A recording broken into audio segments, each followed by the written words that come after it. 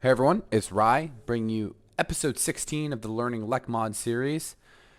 This is going to be the start of the Coastal mini series where we're going to talk about the foundational understanding of what you need to know when you're going into a coastal game, how it differs from that of inland, some of the similarities, what makes coast strong, what makes it weak, and what you should be thinking about when you're playing your games and what you should be thinking about in terms of scaling and how you can win the game.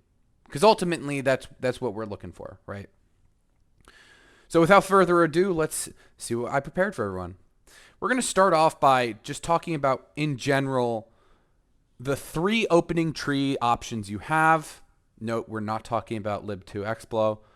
I'll make another video on that eventually, but genuinely, I think that's a pretty terrible strategy. Don't recommend anyone plays it. So anyway,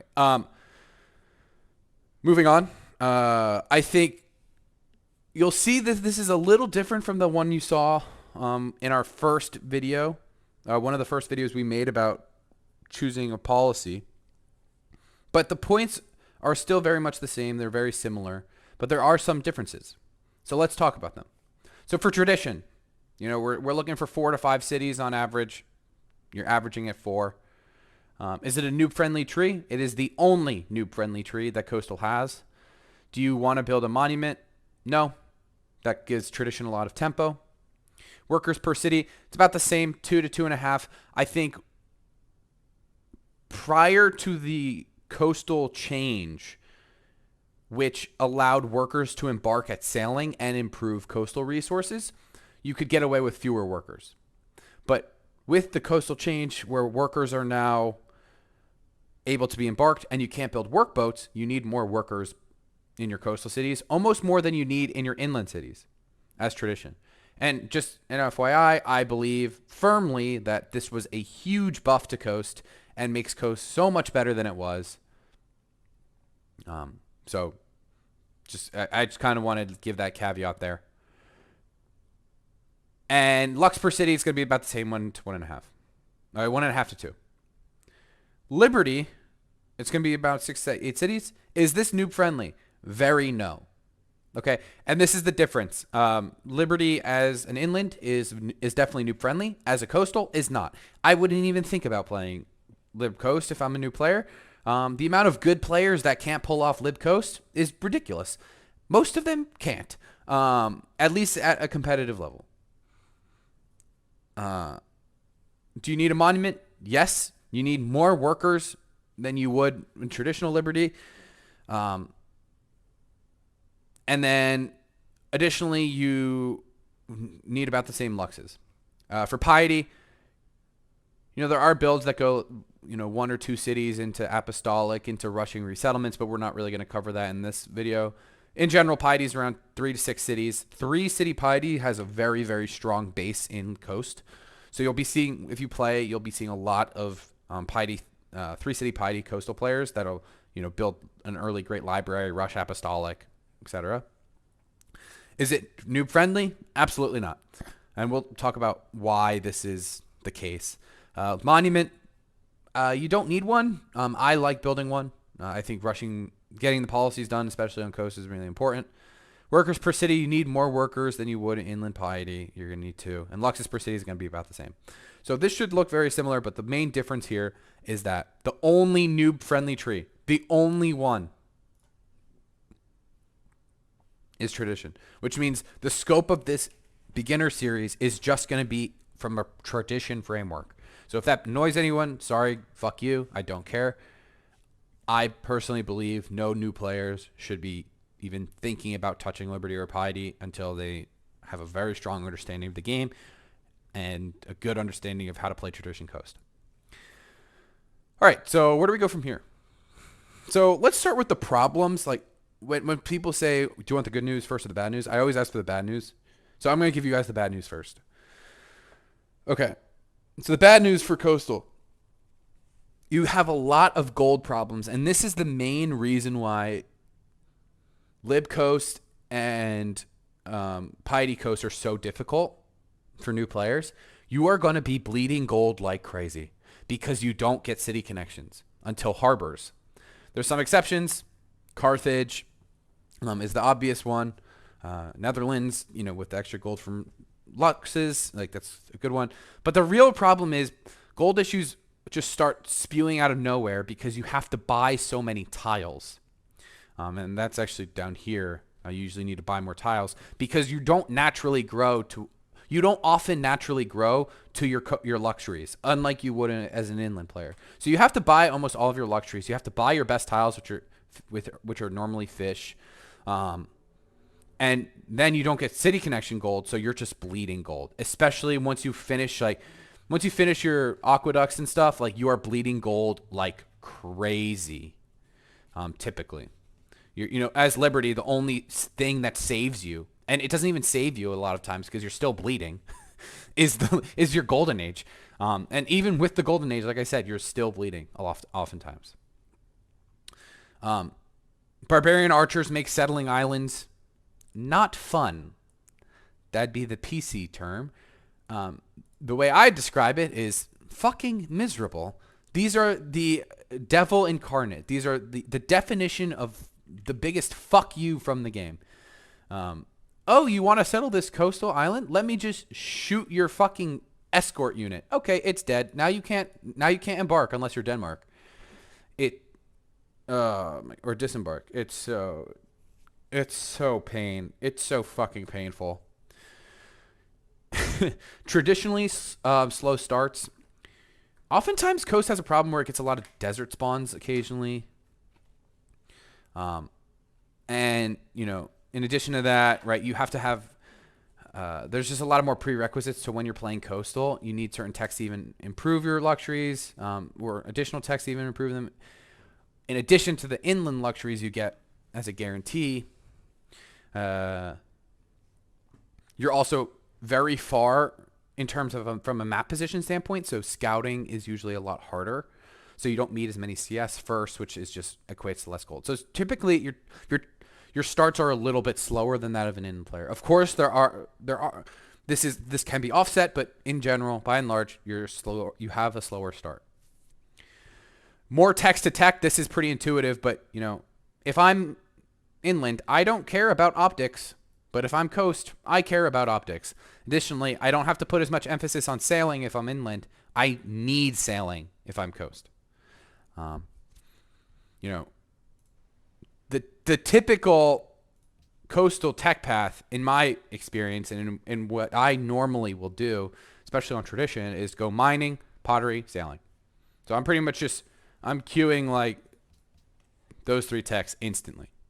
Then I'm going for whatever tech I need for my luxury. In this case, I have salt, so I just need mining. But, you could be doing calendar, you could be doing whatever. So that's typically the path.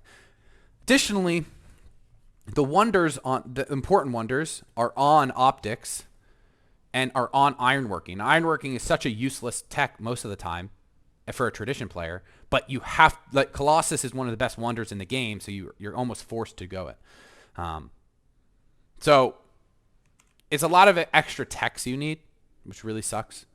Usually you need to buy more tiles. This is what I was talking about earlier. Wide coast is, from a consistency standpoint, wide coast is hard to execute well. I will say a good wide coast game can feel incredibly good, and it can feel very, intuitive, and you can feel like a natural or whatever. But from a reliability standpoint, it's very difficult.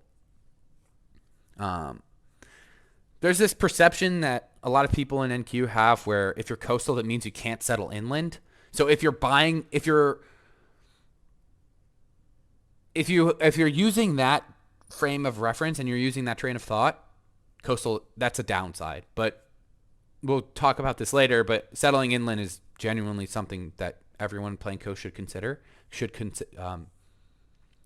for all their future games. And it doesn't hurt you pretty much at all. It actually helps you in a lot of ways.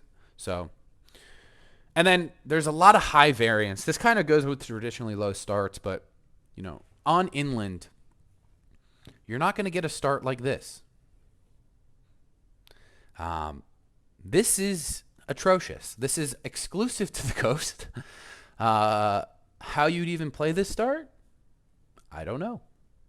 But Galfat managed to play it, so if he can, you guys can.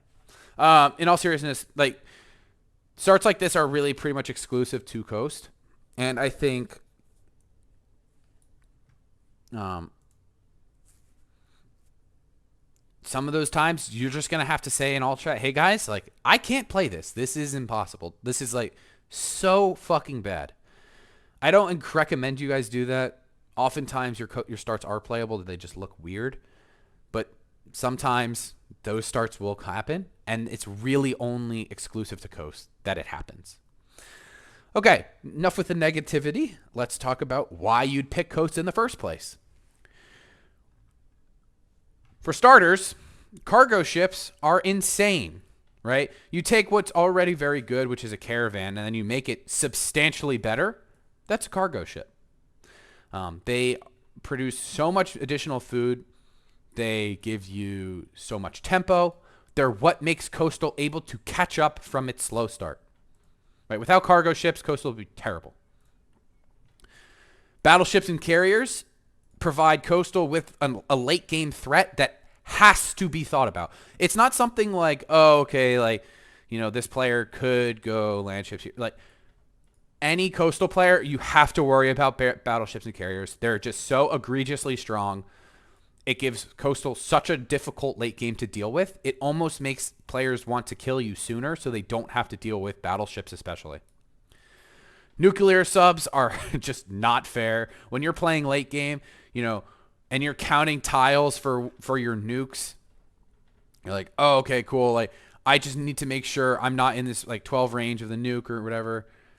A nuclear sub just pops out of nowhere, and it's like, oh, here you go, and then it just bombs the fuck out of you. Like, it just feels like shit. You think your inland cap is safe. Nope, nothing is safe. Highest potential GPT late game. If you have not seen how crazy GPT can get on something like Portugal, I don't know. Like, I've seen 2,000 GPT games as Portugal. You only can do that because cargo ships are insane, and coastals are just so good at generating gold. I'm just going to leave it at exploration. This tree is the most overloaded tree in the entire game in terms of the amount of yields you get. That's why I'm going to be recommending, you know, new players especially try Explo. You know, it feels fucking amazing to fill out. You know, there's not a single bad, there's only one policy that's kind of bad, but for the most part, all of them are really good. Some of them are genuinely game breaking. Just crazy. Coastal civs, by and large, are overloaded as shit. If you compare it to their inland counterparts,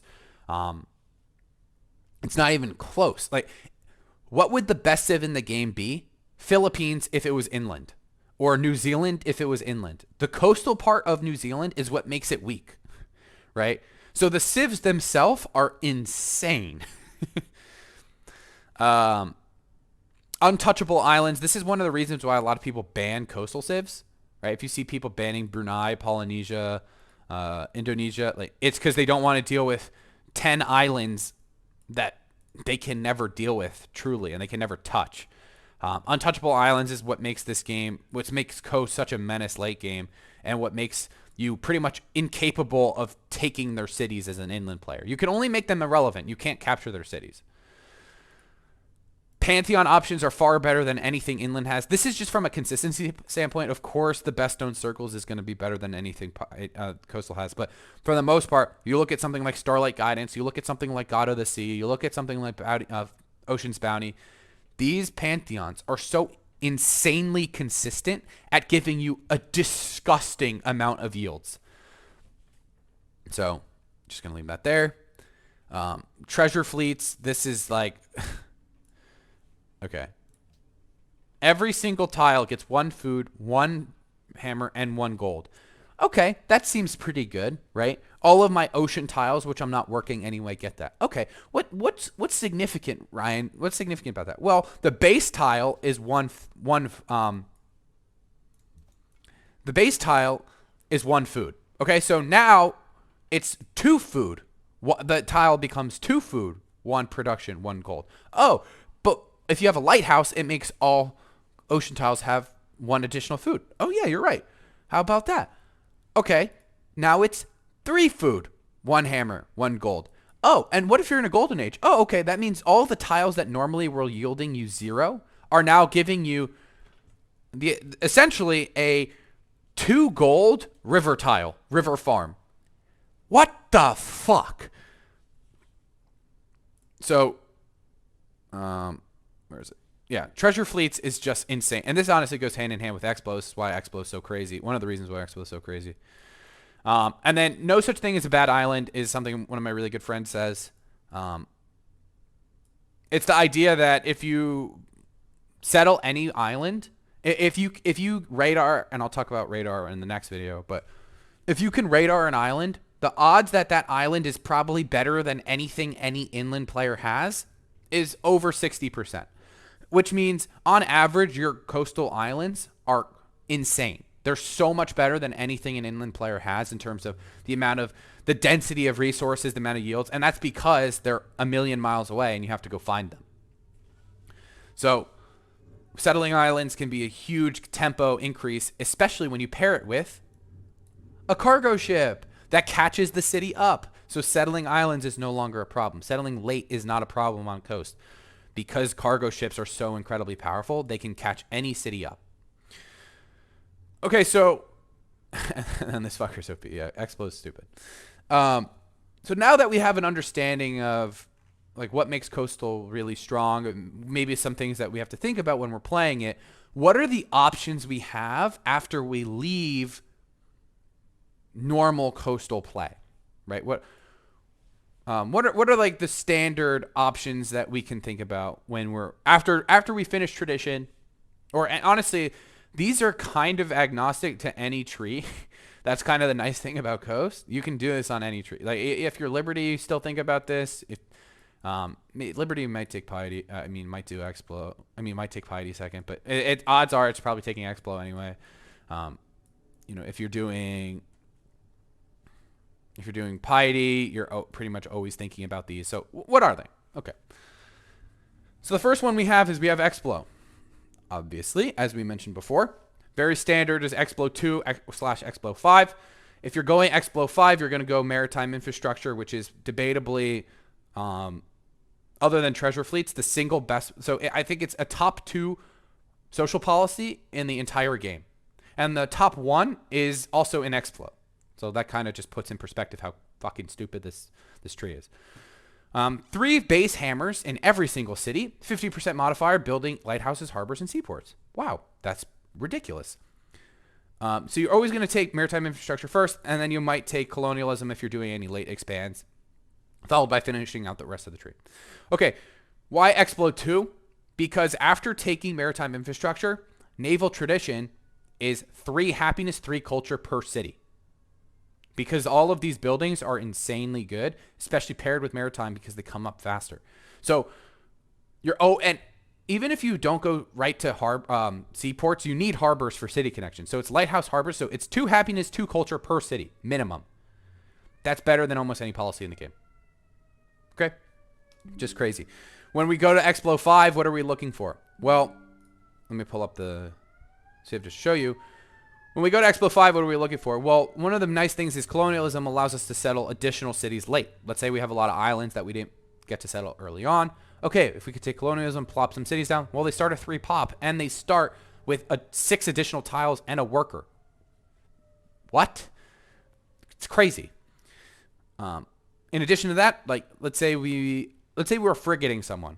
Well, Explo is phenomenal for frigates because it gives exploration 1 additional movement and 1 additional site. That site is so important, not to mention the movement's obviously really important, but it also allows us to build conquistadors, which helps us settle islands without escorts, and it allows us to build a Louvre, which is a pretty underrated wonder. It's a little in an obscure place, right, at archaeology, but it's an artist, which is a GA, so can't complain there. Okay. Navigation schools is phenomenal for frigates. 10% to naval units is great. The 2 science is pretty mediocre. It doesn't really matter that much, but it's about the combat modifiers, because the interesting thing about coastal war is that there's pretty much every single one of these units can take really, really strong navally promoted upgrades. So the 10% in addition to all of that is very, very good. Okay. And finally, what makes finishing Explo so ridiculously crazy is treasure fleets, as we touched on before, but the finisher, 1 additional happiness from each luxury resource and gives you a free admiral and allows you to purchase admirals and earns you admirals twice as fast. Okay. The main thing here is the happiness you get from 1 additional happiness from each luxury resource.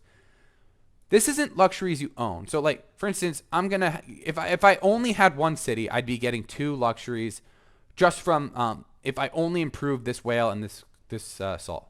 But because I have regionals, I can trade them out. So now, in addition to giving me pretty much every luxury I have is now 5, which means all of these whales trade for other luxuries, which give me 1 additional happiness.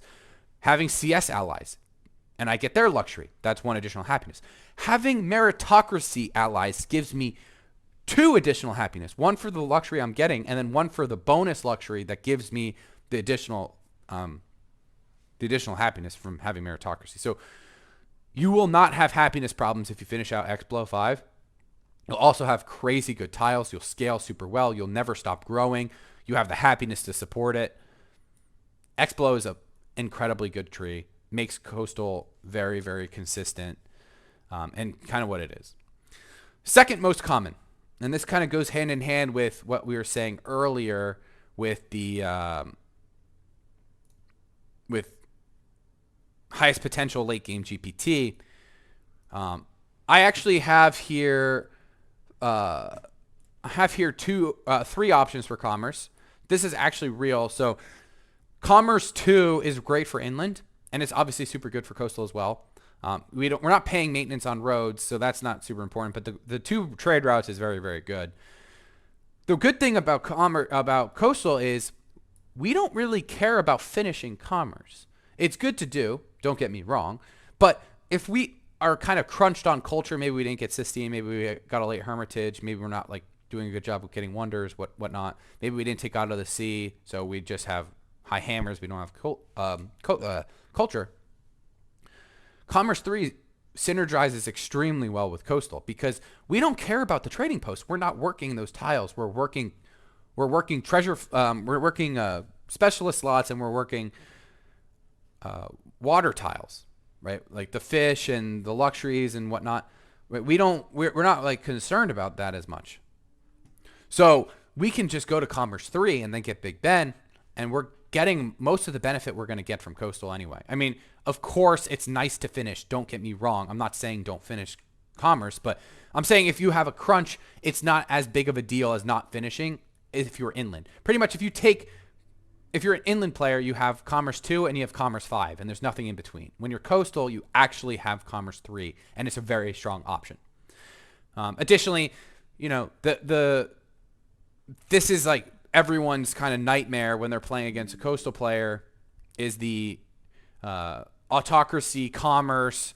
It's so stereotypically 3-city piety, to use the Grand Temple stuff, with some coastal wonder, which gives always a merchant point. Going autocracy, going full commerce, making thousands of gold per turn, and purchasing stacks and stacks and stacks of planes, and bombing the fuck out of everyone and killing them all, and there's nothing you can do about it because they're making so much money, right? This is the scary end game for Coast. This is what haunts people. This is why people ban Portugal. This is why people ban like these coastal civs a lot of the time in the first place. The end game here is so much fun when you're a coastal player. It's incredibly scary. Third most popular is going to be your patronage. Similar reason, sending out external trade routes is really good on coast, right? That's like upwards of 50 gold per turn, 100 if you're Portugal, right? Like what the fuck? So if you're, or even more than that, like it can go up to like 60 or 70, which again, as Portugal gets doubled. So sending them out is really, really strong.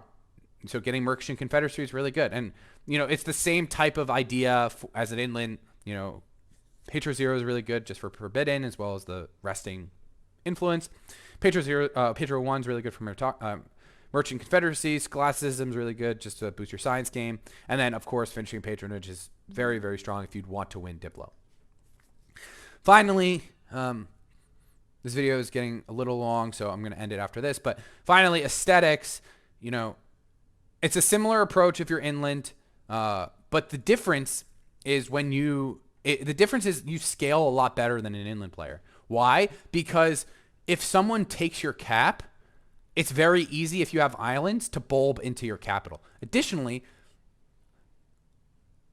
antiquity sites spawn on islands. Okay?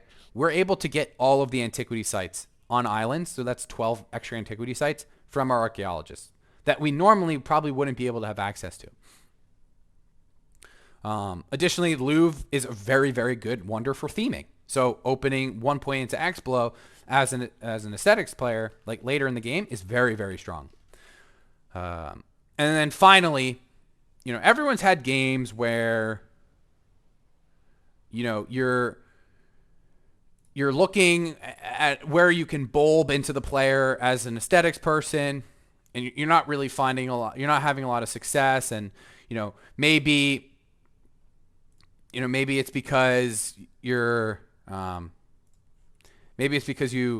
are, like, the borders are really conflicted, and it's harder for you to, like, defend your borders as much. They're pushing into you, whatnot. And especially if you're getting attacked, it's hard to bulb into them from an inland perspective, right? I think that's pretty intuitive. Well, not for coastal. The amount of times that if you're very close to the edge of the map as an inland player, and this happens very frequently, the amount of times where, you know, let's say I'm an inland player and the coast is here, I'm likely going to be growing to this tile, and there's nothing I can do to defend this. I can maybe make some, if I don't have any coastals, I can't make boats. And if I don't have stealth or really good fighter coverage, I can't even see it coming. So being able to defend like one tile like this from a musician bulb is impossible. So this is what makes coastal so threatening late game, especially on aesthetics, is just the amount of places that you can get bulbed into. No one is safe from a bulb, pretty much. No one. So I hope this gives you some perspective. And then I actually pulled up the video of my championship no quitters game